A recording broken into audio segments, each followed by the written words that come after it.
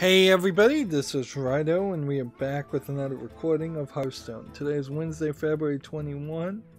We are going through the video game news while trying to get the remaining 3 Tavern Brawl victories. We're playing a wild Tavern Brawl, so maybe if I just played Druid, that would work. If I play Druid, does that overlap into... Like, in all honesty, I shouldn't try and get these Druid and Hunter victories, but you know what? Let's just do it. Particularly on my Asian and European account, I don't care if I'm slightly short on gold. If it saves me some time. I'm continuously looking for ways to save time, to make the process of playing this game more efficient.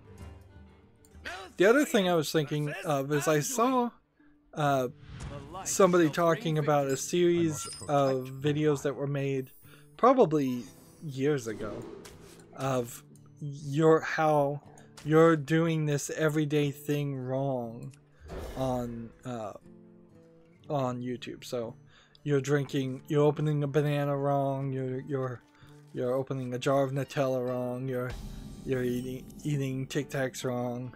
Videos like that. Apparently it's something the crazy Russian hacker who has a YouTube channel that's pretty popular where he tries out and tests out gadgets has done. And I was thinking, you know what, I could probably do that. I could say you're playing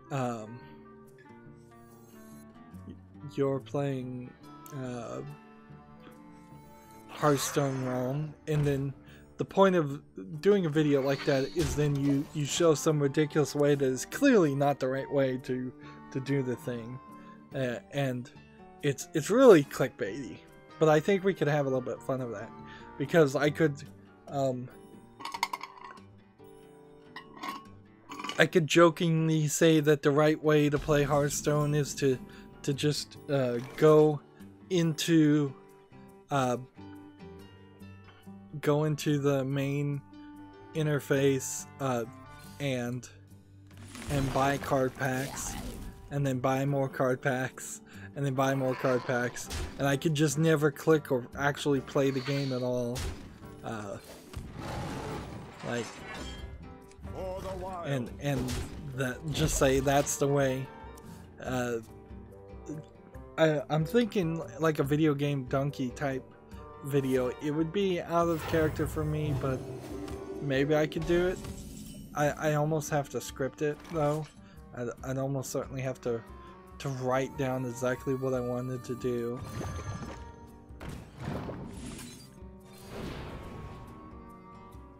Like, that wasn't a beast, so I don't get to draw a card, but fine. Yeah, I'm about to win. Unless he's got a board clear.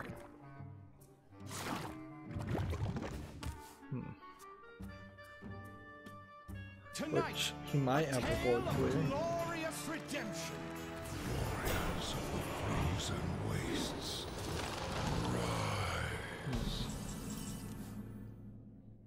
Alright. Play this. Play this. Play this. Go ahead. Attack here. There. There. There. There. And there. I really don't have time though, honestly, to be making custom videos that are one-offs that might get a lot of people's attention to my channel, but then would be so different. Like, one of the things that has been the most successful videos on my channel has been how to set up the Hearthstone deck tracker app. And by far that's the most viewed video, and it doesn't bring anybody to actually subscribe because how-to videos just don't ever do that. And it really hasn't made me very satisfied, because people come and see that video and then they leave, and that doesn't really work for what I'm trying to do with my channel. Well,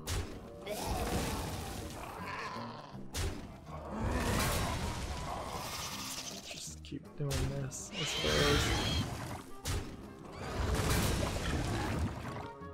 There we go. Victory.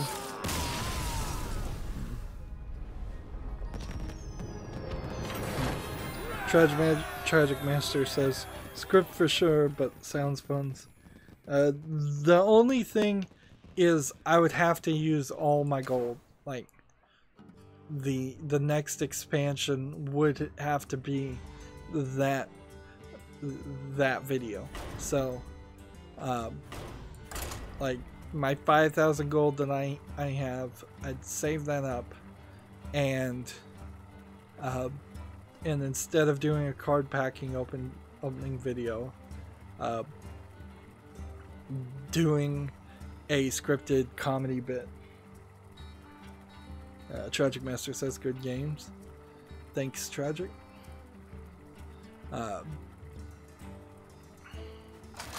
Apparently, according to PC Gamer, the Toronto Maple Leafs are really into Fortnite. Leafs forward Austin Matthews says starting goalie Frederick Anderson has room to improve in Fortnite. So, in the middle of, I guess, downtime when they're not practicing and playing hockey, they're playing Fortnite, which I suppose that's not surprising. That will become more and more the scenario of, as people who come up from a generation that they were always playing video games move into sports. It's reasonable to understand why they would also play video games while they do their sports. And it really goes to make a great statement about how you can be varied in your hobbies, even if you're a professional hockey player. Like, you don't need to just be obsessed with always working out and always improving that one skill. You can have downtime, you can play other video games, you can do something. I suppose in a weird way, like, Lego for me is my secondary hobby to video games, so I'm not always playing video games, particularly since I've stopped for the most part watching any TV. Every now and then I'll watch some Netflix. Every now and then I might watch some anime on Netflix, but very rarely. I still have tons of DVDs that are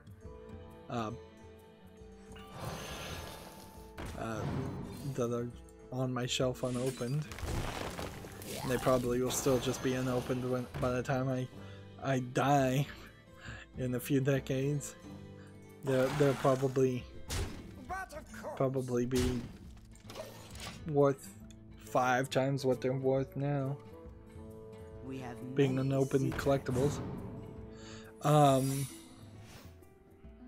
So Watch Dogs 2's For Honor and more are cheap at Ubisoft's Humble Store sale. I don't know if this is a actual Humble Bundle though. Yes, it is. So it's a Humble Bundle for Ubisoft games. And, well, it's not a Humble Bundle, it's a sale. I guess when you buy a game on Humble Store, usually you get a Steam key. But you have to be careful because in this instance you're getting Ubisoft keys. And that's just not going to work for me. So this is not one of those scenarios where I would say, I would specifically ask people to consider these sales and gift me a game from these sales, because if you gave me a Ubisoft code, I'm probably not going to remember I have that game and buy it a second time, or a fan will buy it and gift it to me a second time on Steam. So I really got to keep everything on Steam. However, for somebody who doesn't have that problem, Ubisoft games are up to 75% at the Humble Store if you're interested in that. That's South Park, Watch Dogs, Division, Far Cry, Star Trek Bridge Crew. Some of these are the big ticket Ubisoft games that we all know and sort of love. Let's see.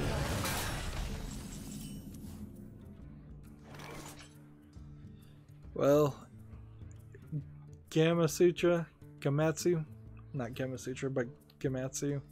has a key visual for Digimon Re-Arise with a new Digimon in it. It's a smartphone game, so I guess I'm not super interested, and it's launching in 2018 in Japan only, which is another thing to consider. Darn it.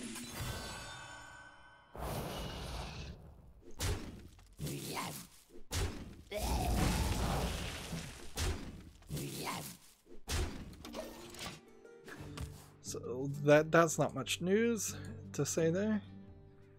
PC Gamer has a review of Age of Empires Definitive Edition. They're giving it a 60 out of 100. That's a pretty low score. But I mean, I don't know how you could rate a game that old and that long and boring much higher. Let's see. Like, the verdict here is Age of Empires Definitive Edition is a solid remake of a game that's past its time. And so that's kind of what I think the right review is for this. You can't do too much more to an old game like that until you make a full and complete remake of it, and they certainly weren't willing to make a complete Age of Empire remake that is somehow going to be better than Score.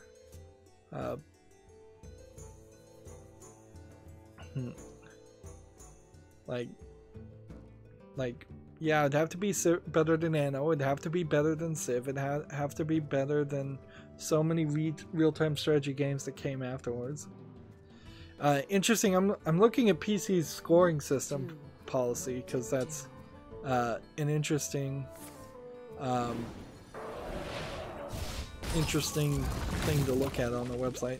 So they have a 100-point scoring system. 0 to 9% is utterly broken or offensively bad. Absolutely no value. E.g. Big Brother or Mad Dog McCree. What was wrong with Mad Dog McCree? There's no link here. Like, Mad Dog McCree, the original game was alright. Was there a what releases? The arcade version. There was a PC PlayStation 3 version that was presented in 720p, which that's kind of bad, but like, how bad was this? Let's see. Job's done. Well, the 3DO version got a 5.5. The DVD version, the PC version is 32%. The Metacritic on the Wii version is 31. There's an iOS version that got 41%. For no one. Why do people hate Mad Dog McCree so much? I remember liking that game. I'm gonna have to get Mad Dog McCree and play it again. Anyways, moving on.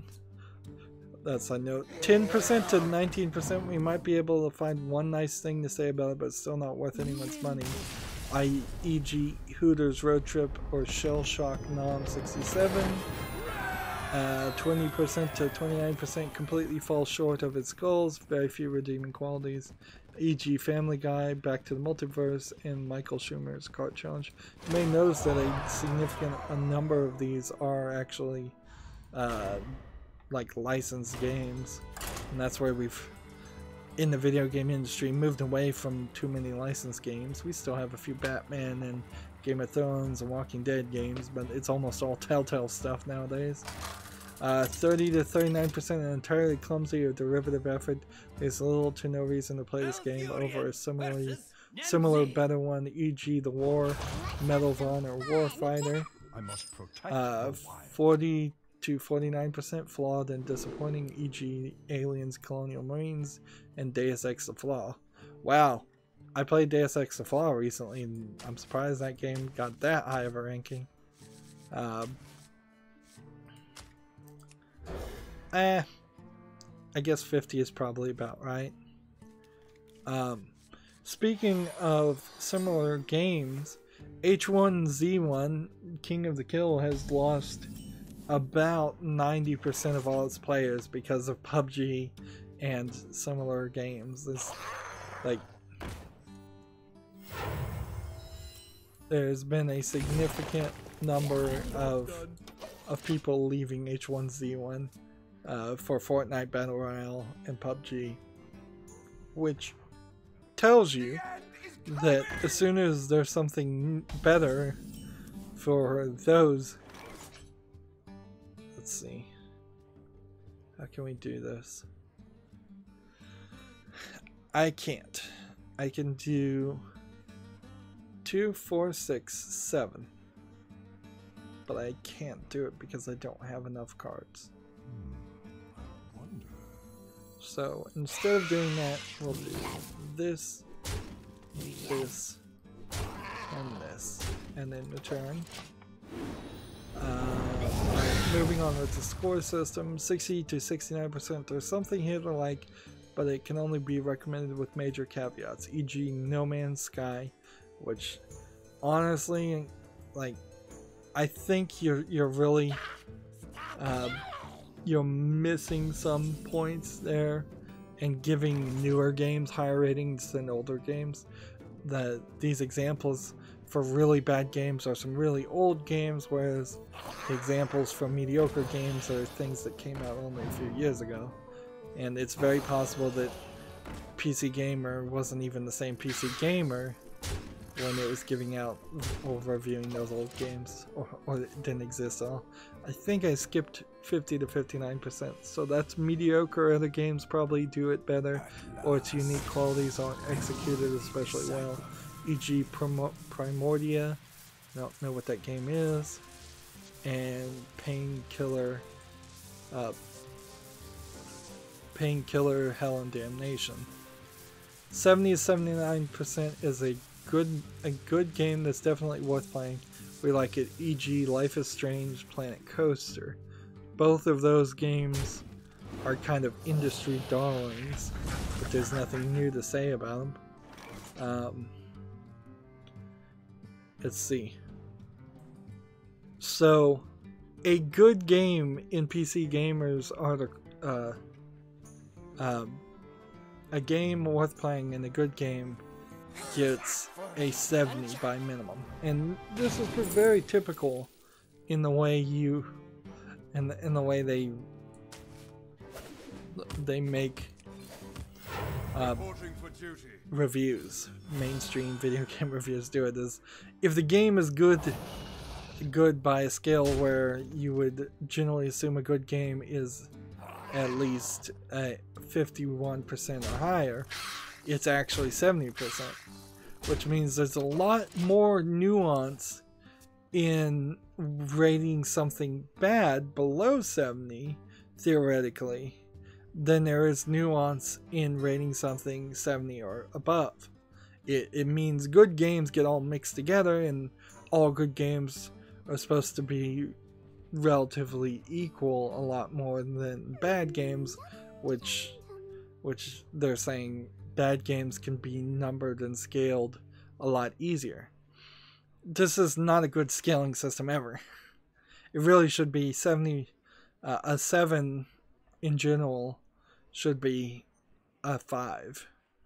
Of course, then the corporations that run the video game development give people bonuses if they get a 70 or higher, or a 7 or out of 10 or higher. So the mainstream video game media know the people that work in the video game industry and are giving them those higher rankings just to help them get bonuses, which is not the job of the video game reviewers, and it's dishonest, and it just skews the results. And we have heavily skewed results now. 80 to 89% a great game with exceptional moments and features, touches of brilliance, we love it. E.g. Battlefield 1, Thumper, and Stardew Valley. So if they love a game, it's between 80% and 89%. That's pretty ridiculous. And this is actually going to get even crazier. I've just realized. Like, in what can be only really described as insanity. The next category is 90 to 94%. So they've been doing it in increments of 10 percentages, the 0 to the 9, up until this point, for their level of discretion, their level of nuance, whatever you want to call it. But when you go from 90 to 94%, I am now done with the Asian account, by the way, they decide to break it up even more. This is ridiculous. This is the most weirdly weighted scale that makes no sense at all. 90 to 94% is a compelling recommendation for most PC gamers.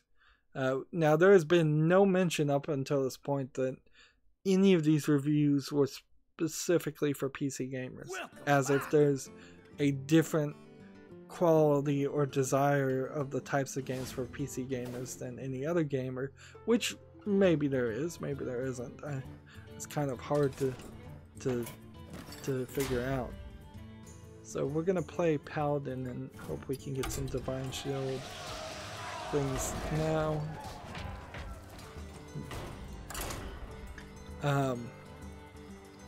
Important to PC gaming as a whole, which that's BS. Like, either you're reviewing the quality of the game, or you're not. You're not reviewing how important you feel this game is to the community, the PC market, or anything like that. That's just not an important thing. Almost every Atari game was important to the video game industry as a whole. E.T. was important to the PC gaming as a whole. That doesn't mean E.T. deserves a 90 to 94% rating at all. And likely ahead of its time, which, again, that's just not a good way to describe games. E.g. Portal 2 or The Witcher 3, and PC gamers super obsessed and in love with Witcher 3. Still talking about it years later. 95% to now 98%. They're just compressing the scale even more.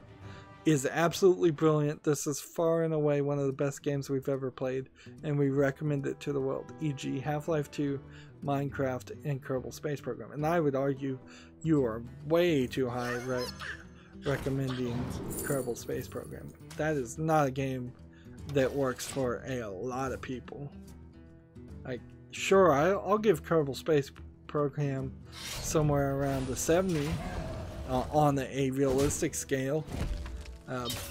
It's a game that's sort of interesting to play for a short while, or relatively short while, actually quite a long while, but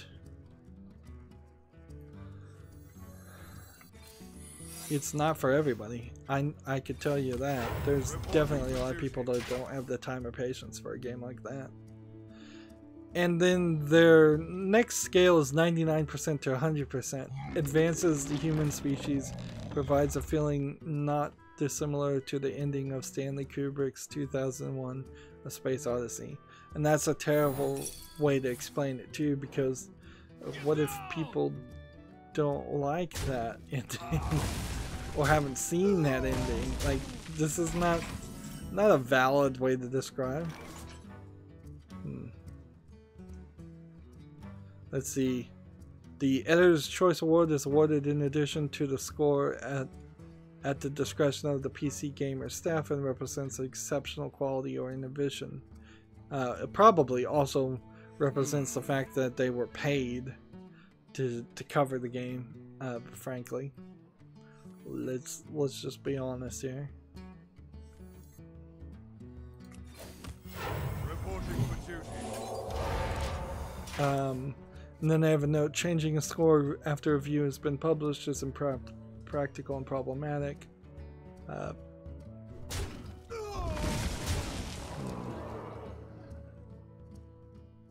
We always value accuracy over timeliness when it comes to issuing a score. In some cases, we may wait longer to review games post to review.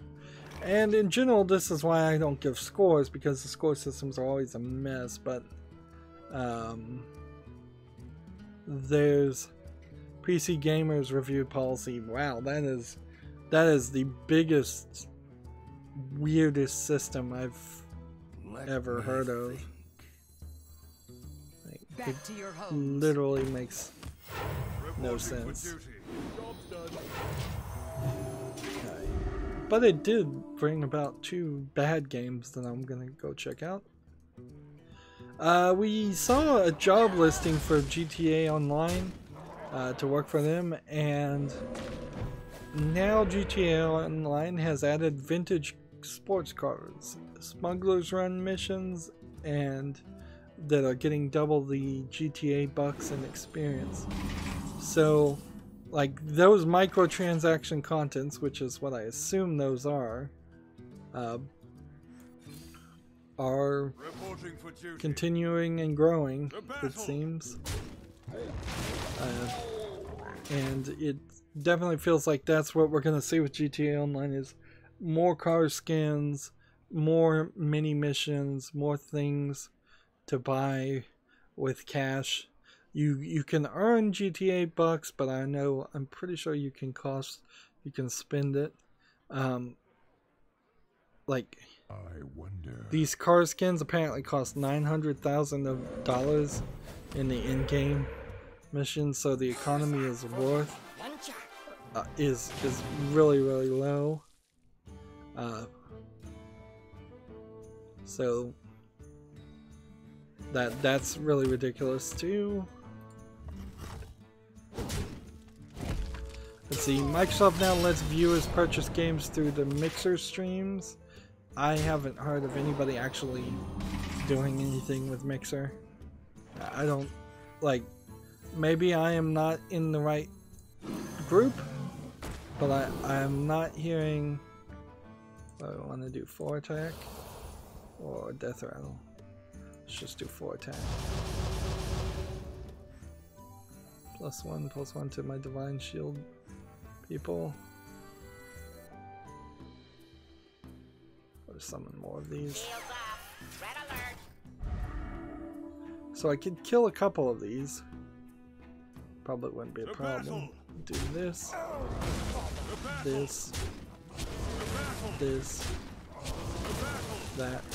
And that. Let's see. Yeah, I'm not seeing Mixer.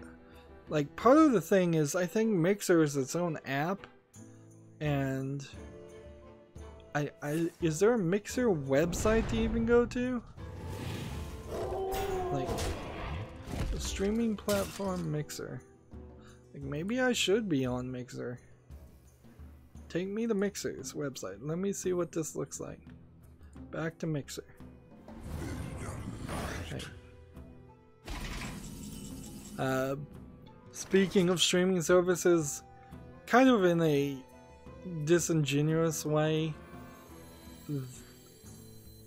Twitter has come back and said they're not going to make people not Twitter, Twitch has come back and said they're not going to start enforcing their new rules that they implied until they can better explain the rules, which I mean, that's helpful, certainly, that they would explain the rules a little bit better, but it doesn't fix the main issue of that I think some people were having with the rules, particularly the idea that Twitch streamers will be held responsible if they can't keep their own audience in check. And a lot of it has to do with enforcement. Like, are they going to enforce it very heavily if a bunch of brigading happens on somebody's channel, or are they going to not enforce it at all? In a weird way, going to Mixer also doesn't make a lot of sense over Twitter, because I guess I don't need to play any more Tavern Brawls, so we'll save ourselves some frustration there. Good luck on the pack. Legendary, legendary, legendary. 5 legendaries, right? One day we'll get 5 legendaries. Yeah, it'll probably be the day. Fable Fortune said if you streamed their game and you tweeted them out, they'd give you a free card pack. I was half tempted to do that, but like, I don't think so. I don't think I'm gonna even bother to install Fable Fortune. Let's see what cards we have new. A couple of those. Those will be helpful. Those are helpful. These are some very basic cards I'm getting on this European account. Actually, I need to look and see. Do I have a Divine Shield? Paladin cards. I have Paladin cards. So we could try that, I guess. Yeah, I have a Paladin cards and I have a Murloc deck.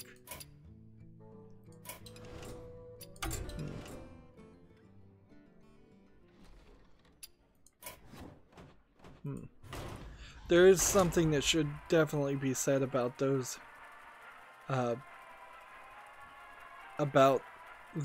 custom decks on the Tavern Brawl. Those were pretty good decks, and if I had the cards, I would look at them more. Let's see. I'm looking at Mixer. I'm seeing streams. Honestly, though, it looks like there's barely one person streaming. 1, 2, 3, maybe people streaming, and then I see like a bunch of past streams of the same streamer. Like, there's an up and coming feature.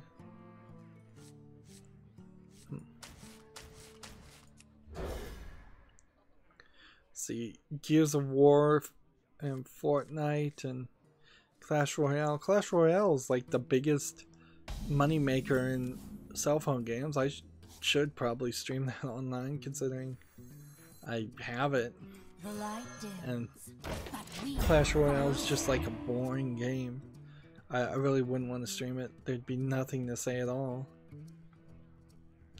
Yeah, I cannot in my head justify thinking about going to Mixer, even over Twitch or YouTube. It's like, why would I want to trade the horrible experience of being under control of Google or Amazon, so I can have the horrible experience of being under control of Microsoft, who's even worse?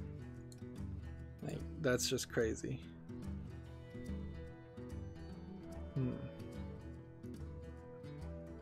Murloc. Do this. Do this. And play. So, I think I mentioned this last time as we were wrapping up. After 600 days of being banned, a former CSGO streamer is suing Twitch. This is Phantom Lord. So, I saw some more information about this. Basically, a hacker hacked some voicemails / Discord / something or other conversations that seems to prove that Phantom Lord was running while also promoting a Steam Skin gambling site And he was manipulating the outcome so he would win big to push more people to going to that site.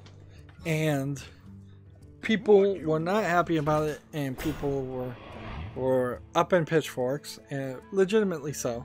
However, there was never any like lawsuit or anything that proved any of this was anything but baseless speculation. Well played.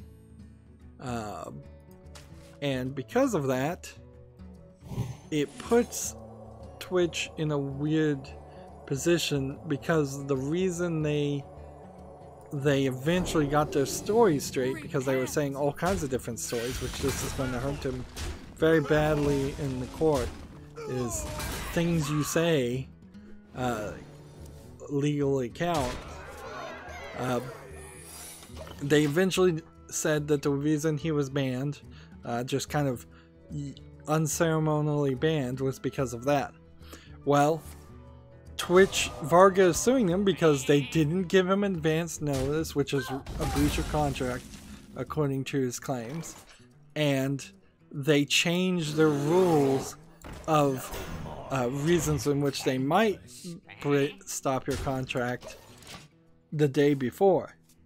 So, like, they updated their terms of service like a day before, and then they kicked him out, and that's not enough time.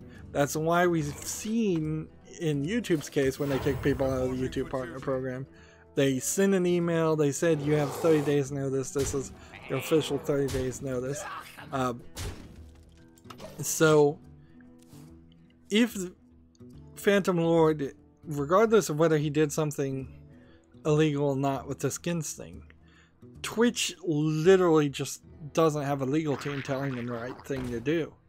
Like, that their terms of services are not phrased well enough, clearly, and they're trying to update them now, and they're still not phrased well enough. Twitch is being run by people who don't know how to run a business as big as Twitch is, and there's really no excuse now that they're owned by Amazon for that to be the case. And so, in the way lawsuits work, he's in a good position to actually win, and win big, because he had sponsorship deals, he had money coming in, he had a lot of revenue that he's going to argue conspired to take away from him. This is also kind of why I thought PewDiePie would sue the Washington Post or New York Times, whichever of the big people that were writing articles about him. I'm surprised he didn't sue them when he lost his YouTube Red deal. I'm surprised he didn't sue YouTube. I'm surprised he didn't move on to another channel, another service, and take all of his audience with him. And it's funny because there are certainly medium tier streamers and people on YouTube who are totally trying to leave YouTube, but the big people just aren't.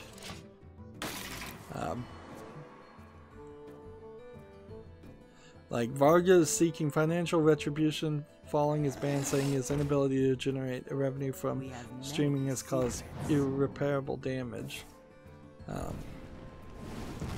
So, it might be rather funny if Twitch gets in some big hot water just because they didn't run their company right. Like, and it certainly makes sense why we didn't see like Logan Paul get banned immediately. It's kind of questionable why they took that much longer, but I'm assuming Logan Paul, who works for Maker Studio, has just a completely different contract than the YouTube Partner Program is for all small YouTube streamers. Because I'm almost certain that YouTube has no problem banning and kicking the small streamers. Well, I don't have to be certain about that. We know for a fact that's the case. But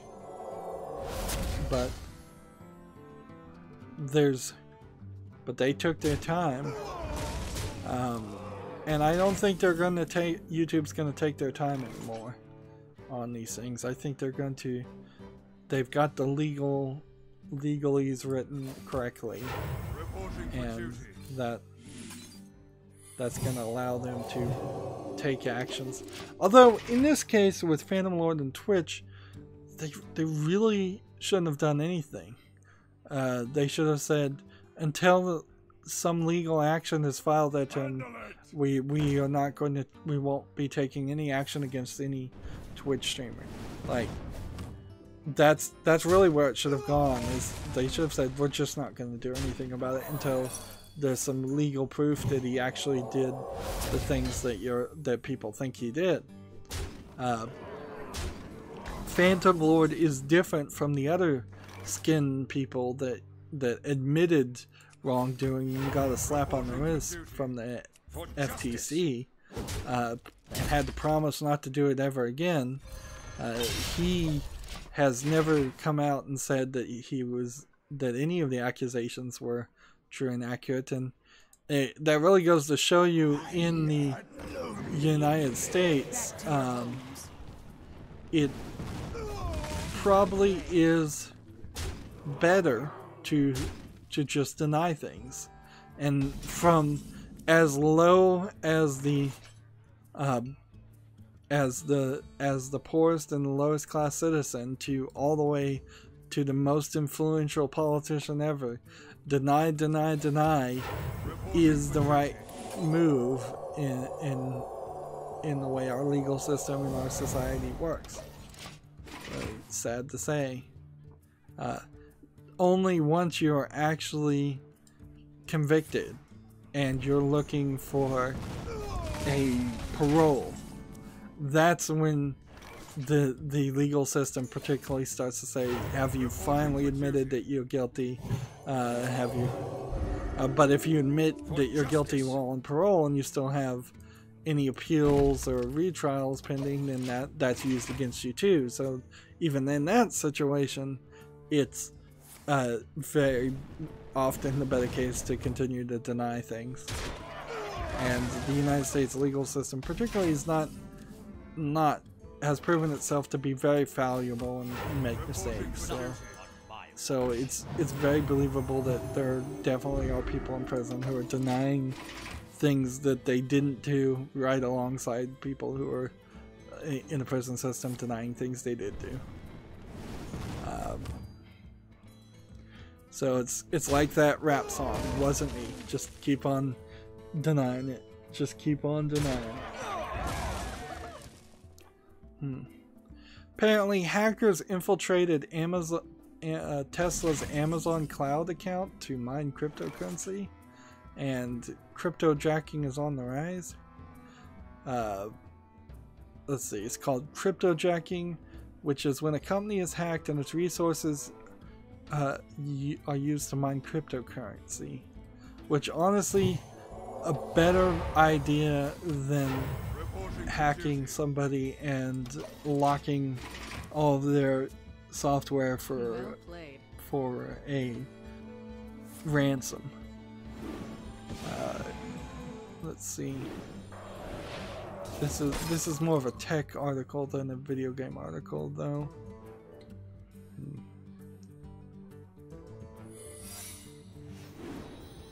Let's see. The hackers have infiltrated the Tesla's Kubernetes console, which was not password protected. Within one of Kubernetes pods, access credentials were exposed to Tesla's Amazon warehouse environment, which contained an Amazon S3 simple storage service bucket that had sensitive data such as telemetry. The hackers used one of the pods to mine cryptocurrency to avoid detection. Let's see. To avoid detection, the hackers did not use any well-known public mining pools and instead installed their own software with a malicious script to connect to an unlisted semi-public endpoint. They also hid the true IP address of their custom mining pool server based behind Cloudflare, a free content delivery network.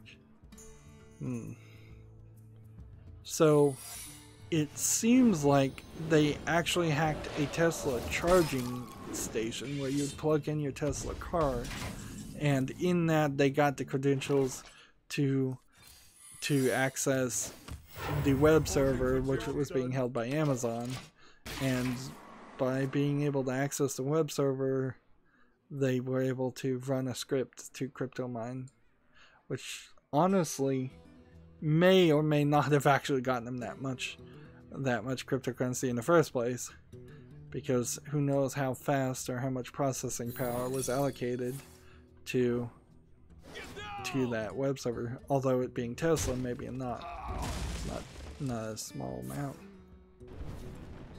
Let's see. Guess I don't need to talk about humble bundles in between. Let's see. Why did I open up Respawn Entertainment's Twitter page? I'm not getting very far here, and this guy's just playing me to play cards. This is odd because I opened up Respawn Entertainment for a different reason, but like, truth is my shield.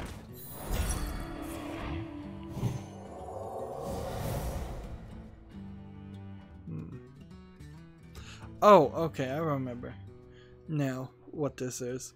Respawn Entertainment, in some weird, insane reason, made a list of employees. I didn't even know Twitter worked this way. So if you wanted to watch what all the employees are tweeting, you could click in this list and see. Here's the long and the short of it. Unless you are really interested in seeing a lot of liberal retweets of politics and drama, you don't want to see this list. And even if you were interested in that, you probably could get better information from a better source than seeing video game developers from Respawn Entertainment decide to try to put their ideas into the public discourse, because frankly they may all be very good at making games. I seriously doubt any of them are good at any kind of informative or helpful public discourse. Like, I'm scrolling down here, there's one thing from like February 16th that has something that looks slightly video gamey, but there's just, all of this is just liberal stuff, just liberal stuff. And even if you are into liberal stuff, I think you're still very much just going to put yourself in an echo chamber if you wanted to follow this.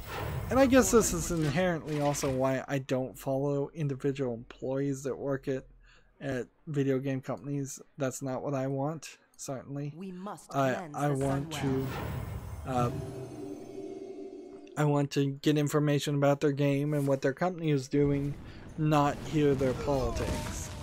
And Respawn certainly made a mistake in making that list, I think.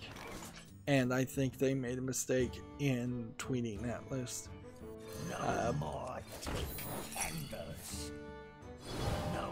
That's just not staying neutral enough for a video game company, and you're going to step on more toes than the number of people you're going encourage to like you more. Fortnite Battle Royale Season 3 Battle Pass almost doubles the loot from the previous season. So, okay, that's good. We can go here. In Season 2 there were 4 outfits. There are 6 now. In Season 3 there were 3 pickaxes. Now there are 3 more pickaxes. There were 4 emotes. There are now 4 more emotes. There were 3 emotes before for Season 2. There's 3 gliders for Season 2, 3 gliders for Season 3. They're introducing back blings, which I assume are just like stickers, stamps, things. And they're introducing skydiver FX trails, and there are 3 back blings, 5 skydiving FX trails. They're adding 8 loading screens. That's ridiculous. And is that DLC, or do you just get the loading screens? I'd hate to open a loot box and get loading screens. I'd hate to open a loot box at all. There were 16 banners in Season 2. There are 23 coming up for Season 3. There's 16 emoticons in Season 2. They're coming out with 21. And that tells you, in total, there were 46 things that came out in Season 2 as far as add-on things. And in Season 3, there will be 76.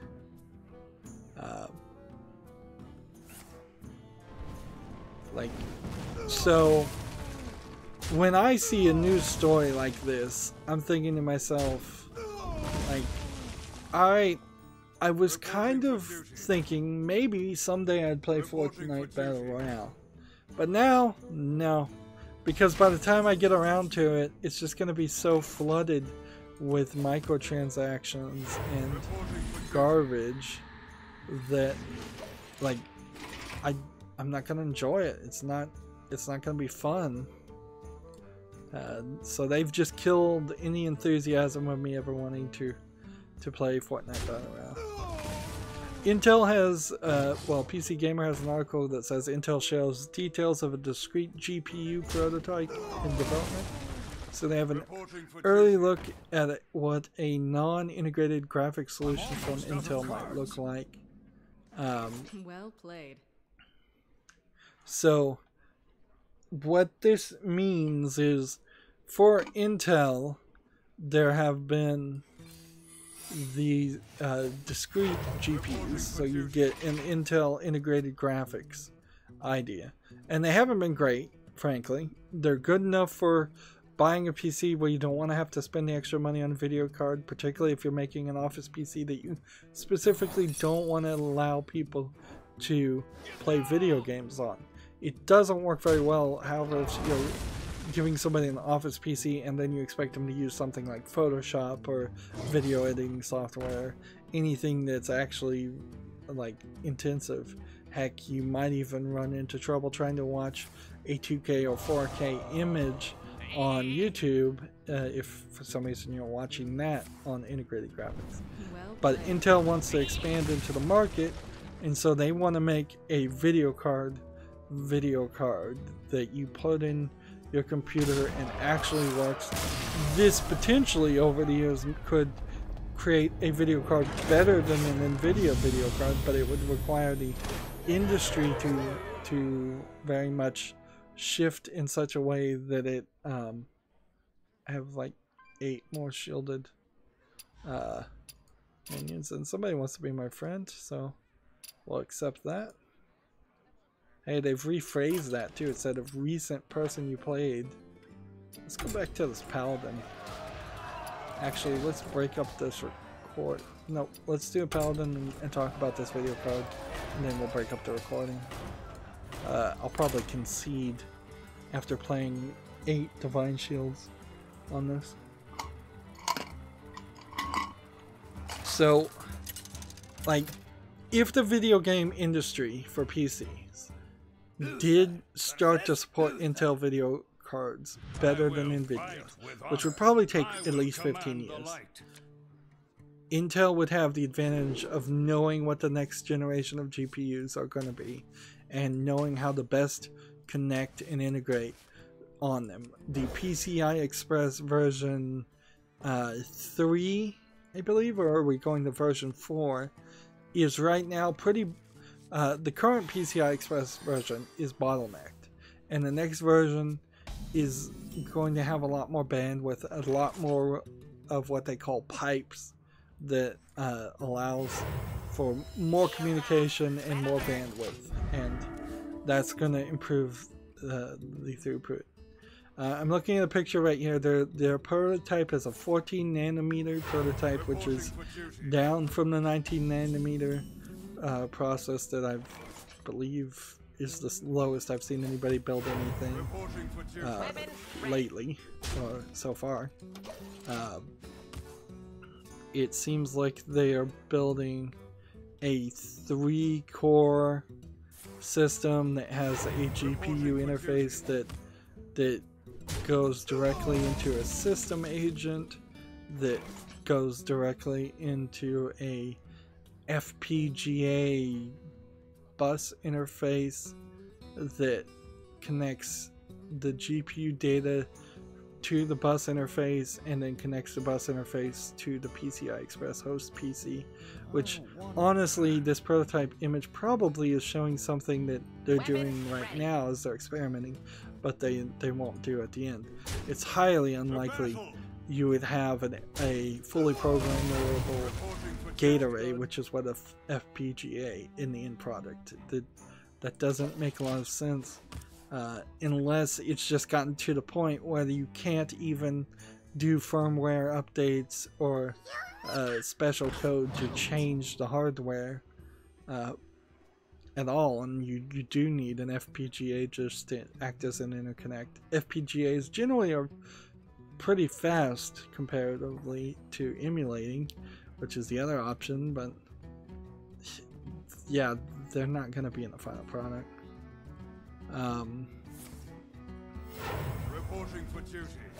It seems like this might be, or could be, as high as a 18-core video card, or it could be that it's a 3-core video card, because I'm not able to tell what these processors are, that has each individually has 6 cores, 6 banks of RAM.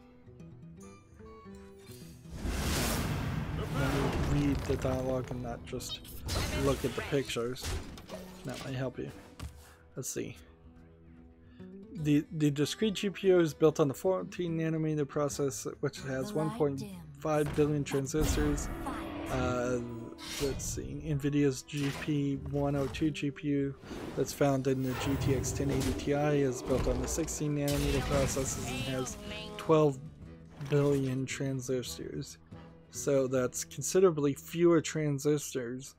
The GP18, however, is found in the NVIDIA's GT 1030 cards have 1.8 billion transistors. So I think they forgot to put a period in this article. All indications are that this is a lower discrete GPU, likely intended for laptops and maybe systems like the next unit of computing or the Nook NUC, which I suppose that would make some sense. It's actually a 2-chip solution. The first chip contains a GPU and a system agent. The second chip is an FPGA that connects to the host PC. And see, that seems really crazy. Frequencies range from 50 megahertz to at half a volt to 400 megahertz at 1.2 volts. That's pretty slow, so that's more power efficiency.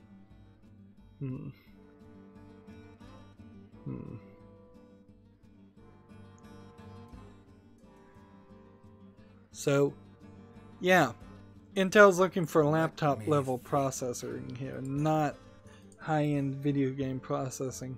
I would personally like to see him go into the high-end video game processing if I could convince him to do that, but I don't think that will ever happen. The Lost Child is coming to Switch. It's due out alongside the PS4 and Vita versions in the West. If I'm misremembering, though, I think. Is the Lost Child a dungeon crawler, or is it? It looks like a dungeon crawler, but I thought it was a side-scrolling beat 'em up. Must be thinking of a different game.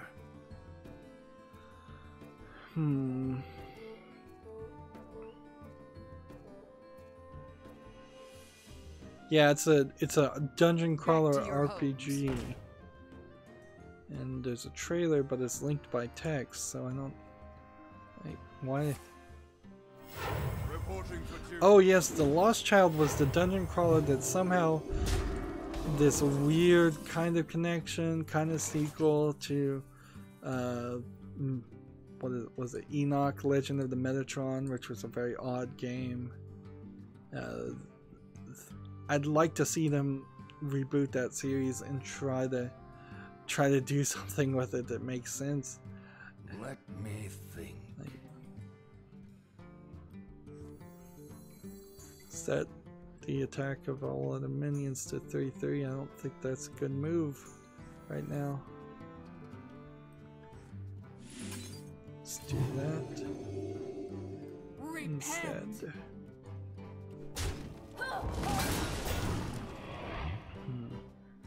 To battle. Back. End the turn. Bethesda quietly added motion controlling aiming with the Switch version of Doom. So I believe that means now you can aim without your hands cramping, is the quote here. The motion controls make it easier to aim with precision without your hands cramping up into claws. So I believe what that means is that you can hold up the tablet with the controllers connected to the side of the Switch tablet and just slightly move your tablet left or right to precisely aim. You're still probably a complete and total fool if you're playing Doom on the Switch. I mean, maybe if you don't have any other console or PC, it makes sense, but only in that instance. Play it on the Xbox One, play it on the PS4, play it on PC. You'll have a much better experience with higher frame rate. Get a better controller than the Nintendo Switch controller. And if they add some waggle motions to any of that stuff, that's not going to significantly improve or increase the experience.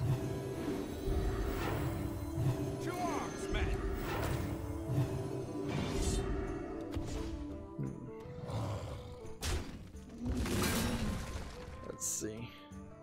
To battle. I'm just gonna go ahead and kill these guys. Justice. A game called Castle of Heart is going to launch March 23rd. It's an action platformer. It's coming to the Nintendo eShop from a developer called 7 Levels that I've never heard of.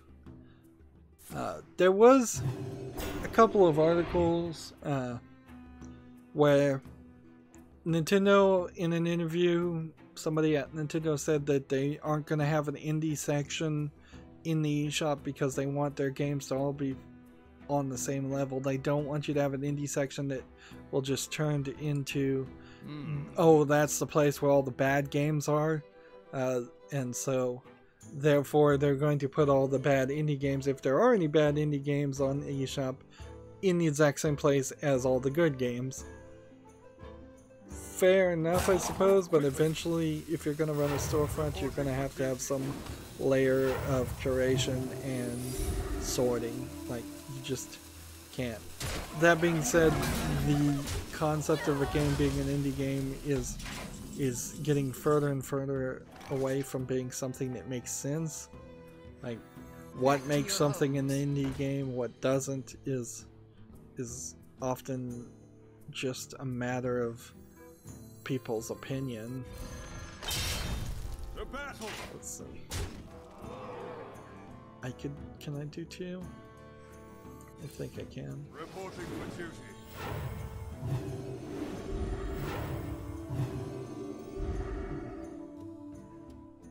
And The battle. here, The battle. here.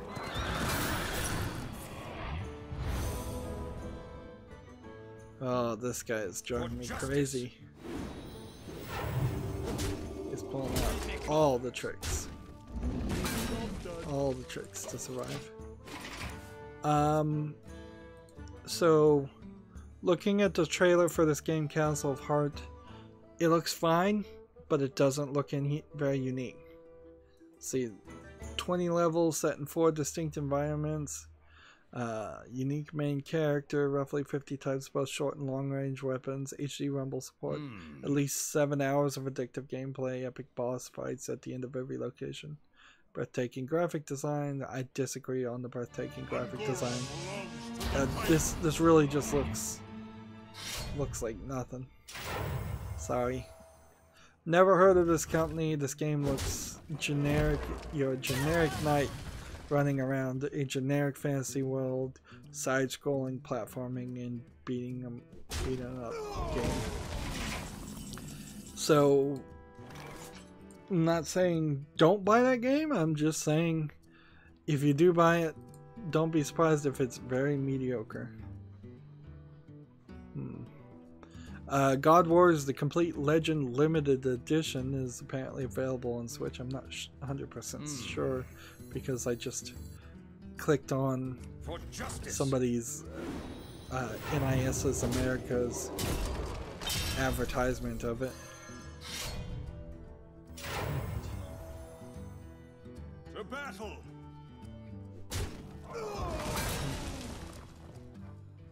The battle.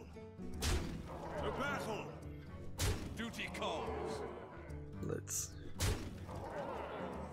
could have done something and I didn't. Reporting for And that was a I don't mistake. have enough mana.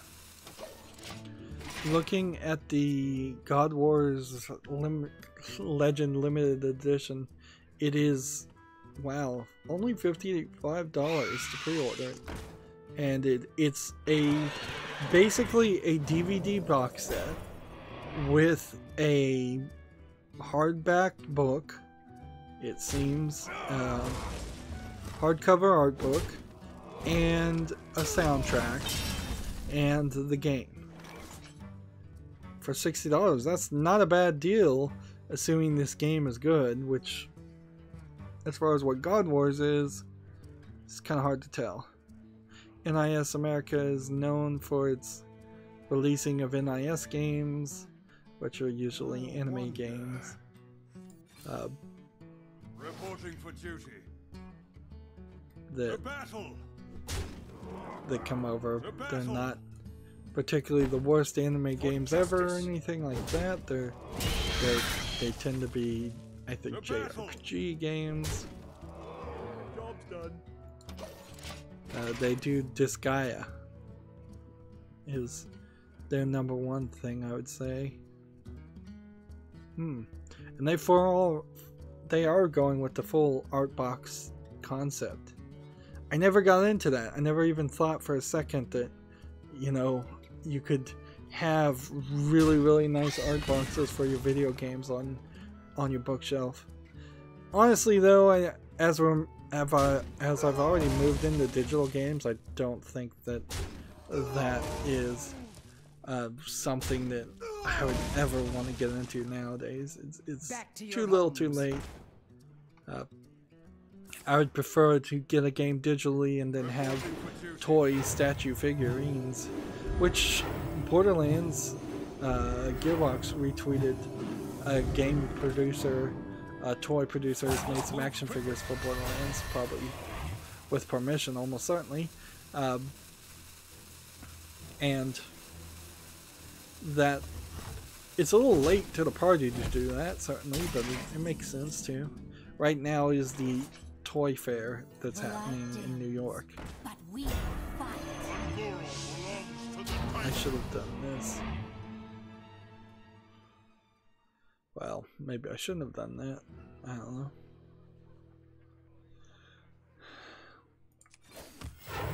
Reporting for duty. Well, I definitely shouldn't have done that. To battle! To battle! To battle! To battle! For justice!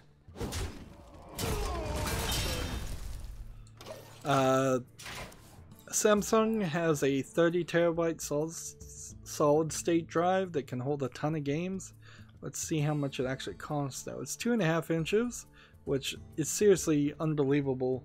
Unlikely that they'd ever make a standard 3.5 inches or 3-inch hard drive anymore.